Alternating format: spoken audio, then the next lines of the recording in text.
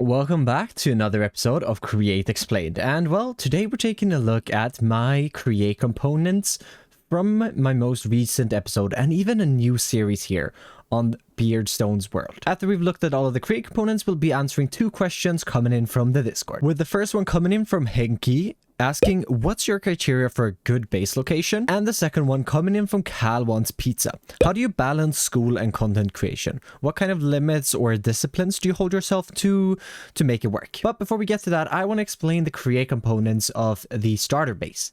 And well, I would call this nearly a perfect starter base. I have everything that I would like to have, so let's get started with maybe everything powering it. I currently don't have a way down here, but it's a very simple steam engine being powered by blaze cakes, which I probably have to refill soon.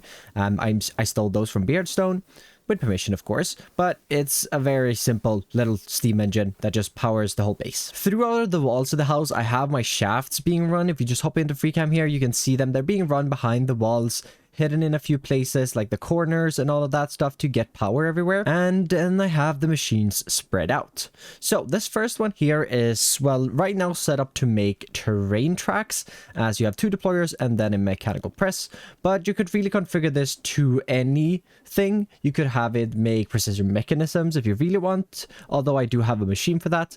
And it's very simple, just a drawer, outputting, andesite funnel. Then you have the deployers. Could also add a little bit of extra storage above this for a little more automation to it, but that just gets put over here and super simple machine.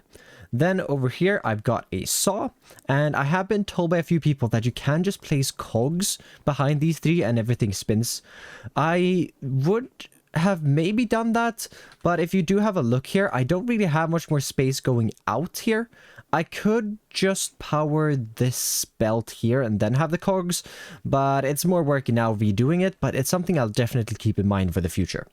But you just put whatever you want to get stripped or sawmilled in this drawer, and it gets exported into this one, just like that. And then over here, I did want to include a brass machine, as if you input copper or zinc in one of these, it gets put in the middle. I should have coal in this barrel to power the blaze burner, the whisk, and then on the back side here, if we hop into FreeCam, there is a chute emptying it into a drawer controller slave. And I probably won't really be using this because, well, a Beardstone has basically an infinite supply of brass. Then coming back over here, we have a crafting wall. This is quite useful to just have around, and something I never really got in my last world, so it's very nice to have.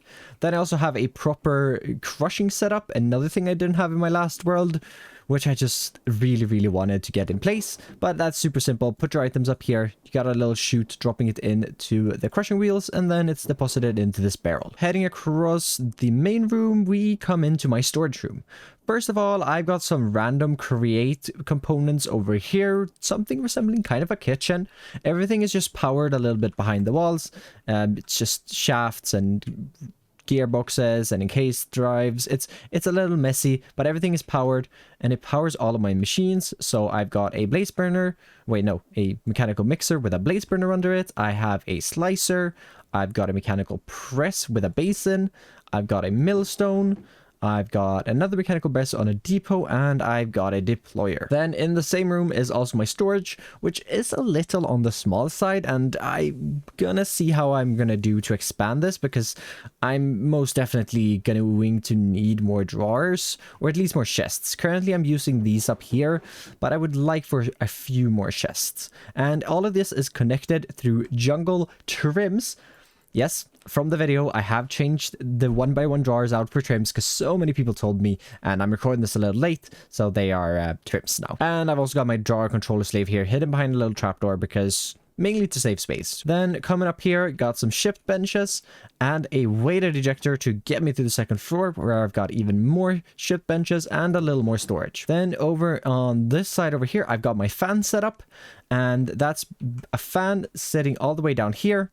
Then you have the lava, campfire, water, and soul campfire, which basically just smelts waters, whatever I need to do to it. And I got a cobblestone here to just show. That gets put on the chute there, and in just a little bit, that should be turned into stone.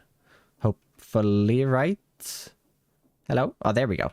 Yeah, so it works actually with the chutes because the fans aren't directly connected to the chutes, so they don't continue or they don't blow it upwards. So the items just kind of sit here, which is actually perfect. Then if we hop on this weight ejector, fling ourselves across to the final machine of the starter base.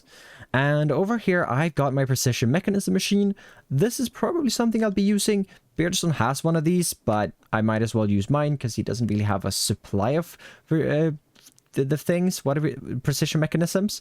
I just have to input some things for it to actually work and input the gold sheets over here, and I should get precision mechanisms right over here. And then, all right, I need to set up the filter here as well so that the uncompleted mechanisms get rolled back and do it again. And then it's just a lot of decoration. There's one little more thing on the top story of the build right up here where I've got a little control room. Nothing hooked up yet. I should probably hook something up so that I can disable the starter base, but for now nothing is hooked up, but I can super easily do it. And well, that is all of the create components I had for you today, so let's get to those questions. So question 1, what's your criteria for a good base location? And I mostly look at the terrain and the biome I'm in. I have a few biomes that I'm not a huge fan of, and then I have a bigger list of biomes that I can build in or that I like to build in. I might sound a little boring saying this, but I really prefer plains. But it can't just be this regular old just flat plains. That's a little boring still. So what I try to look for is valleys and plains surrounded by mountains, which is, well, valleys.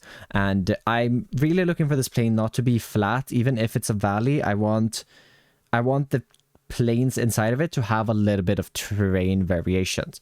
And ever since they updated how terrain generates, I've found so many nice building spots than I used to before, and I've had to do way less terraforming, which is really nice. But if we just use this location where I built my starter base here as an example, I've got a mountain over there, I have a little hill on this side, another mountain back off over there, and then I've got this little plains valley here in the middle where I can kind of just build and do what I want. And yeah, that's a little spoiler. But this is probably what I would call an ideal base location for me. I really like this surrounded by mountains, open area where I can just build and transform the area between these mountains, and I don't have to create any really massive custom terrain.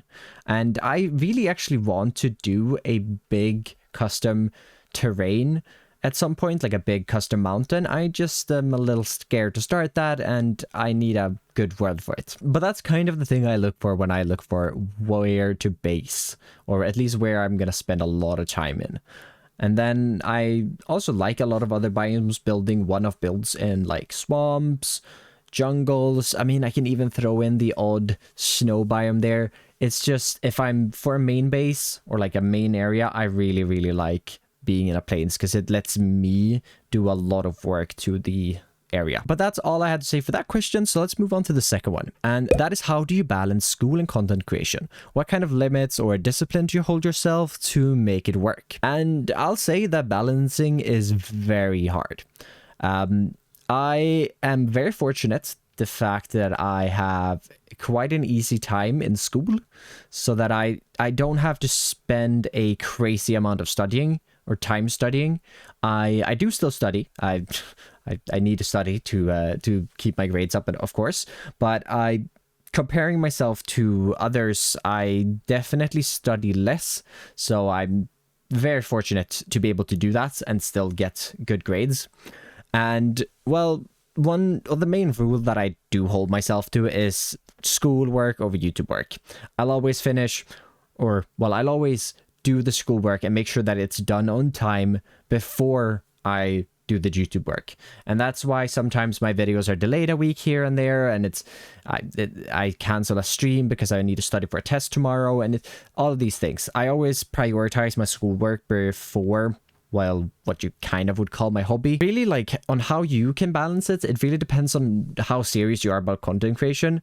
I've probably been creating content I've been creating content for a few years now, but in the last, almost 2 years now, I've never created content to that like to that level of seriousness, if that makes sense. Like, I've never put so much effort and time into the content before, and it's really quite easy to have a YouTube channel before that if you aren't putting crazy amount of hours each week into it and still focus on school.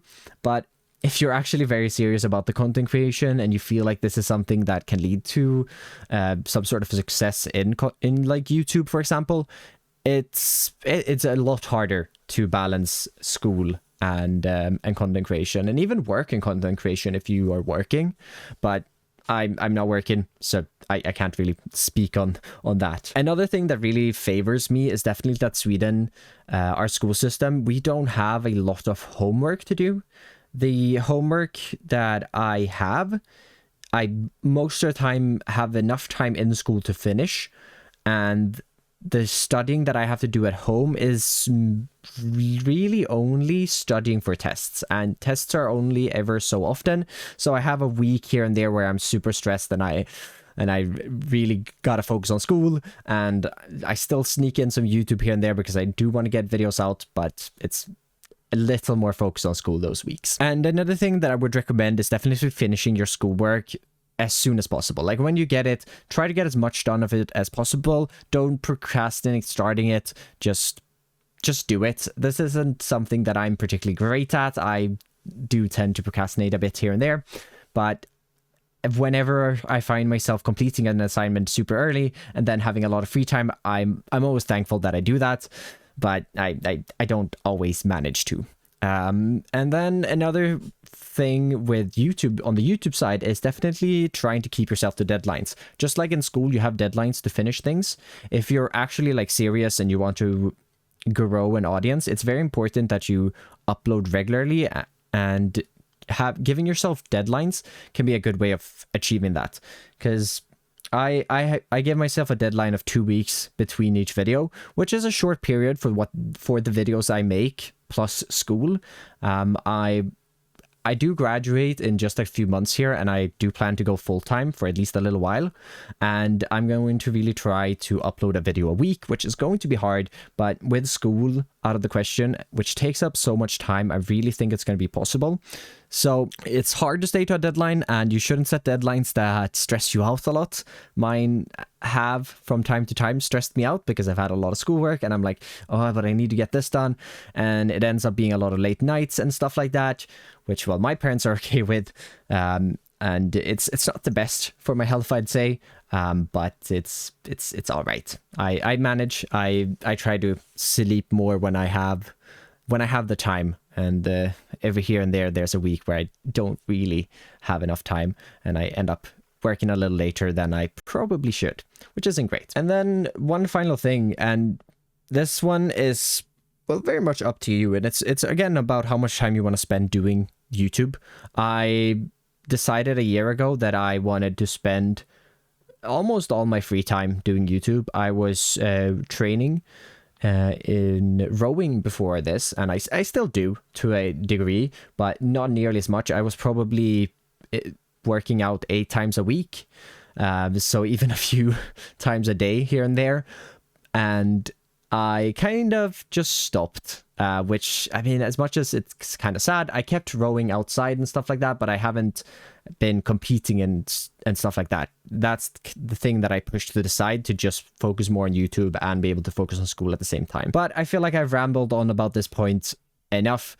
It's very hard to keep a balance between school and YouTube, and I think prioritizing school is always the right move. And if you feel like you don't have the time where you can edit videos and you still want to do some sort of content creation, I'd recommend streaming. Streaming is something which definitely benefits if you're regular and you stream at set times all the time, but it's a little more flexible and there's not as much behind the scene work. I mean, I have friends who stream only, and, well, there is work behind the scenes, but not nearly as much as it is when making videos. But that's probably where I'm gonna round this little ramble off. I do love talking, so thank you so very much for watching this video, and, well, I'll see you in the next one. Bye bye.